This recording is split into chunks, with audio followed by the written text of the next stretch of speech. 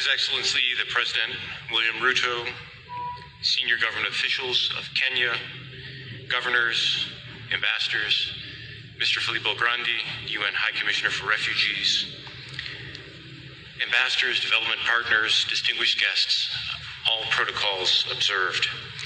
Let me start by saying good morning. Good morning, everyone. If I may start, I want to recognize Kenya's generosity as a host to over 830,000 refugees from around the world. Kenya is and has provided a safe haven to the most vulnerable for over 3 decades. Kenya really has played this role as an island of stability in a conflict-afflicted region. Today we extend our congratulations to the government of Kenya for the launch of the Shirika Plan. This launch marks a significant milestone for advancing the socioeconomic conditions and the human rights of refugees in Kenya.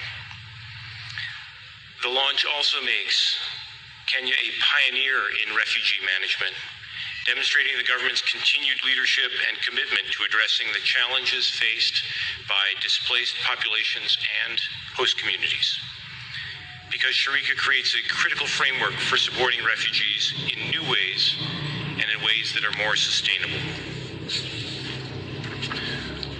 While the Shirika Plan is an important development, there is also some crucial work that remains to ensure the plan's success. We will continue to work on concrete activities to be outlined. Budget estimates will need to be developed, and timing for implementation will need to be sketched out in more detail. The first pillar of the Shirika Plan is rightly focused on enabling legal and policy reforms, things that we see as key to realizing the plan's objectives, including things such as recognition of refugee IDs for access to SIM cards and M-Pesa, reforms allowing refugees access to banking and the right for refugees to register their businesses and their business property. As we encourage these further steps, we also look to things like allowing freedom of movement for integrated refugees and increasing access to work permits, which will be important in this process of facilitating refugee self-reliance. I think as everyone in this gathering knows, the funding landscape is shifting globally, with fewer resources available for humanitarian response. The Shirika Plan and its ambition for promoting more development-oriented approaches and increasing self-reliance for refugees and host communities is therefore all the more important and all the more path-breaking.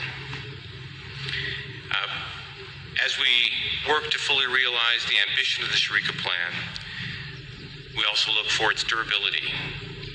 It'll be important to pursue close coordination among all partners to reduce duplication, to reduce inefficient use of funds, and to ensure the transparency of the budgeting process, including by highlighting the many resources that have already been invested in promoting integration and self-reliance in the refugee hosting areas. Let me say that we are committed to working with the government and all of the relevant stakeholders to make this a reality. We see a collaborative, multi-stakeholder approach as ensuring that the initiatives within the plan are effective and responsive. They meet the needs of both the refugees and, as we just saw in the video, the host population communities. In closing, the Refugee Donor Group wishes to assure the government of Kenya of our commitment to working as partners to realize the full potential of this plan.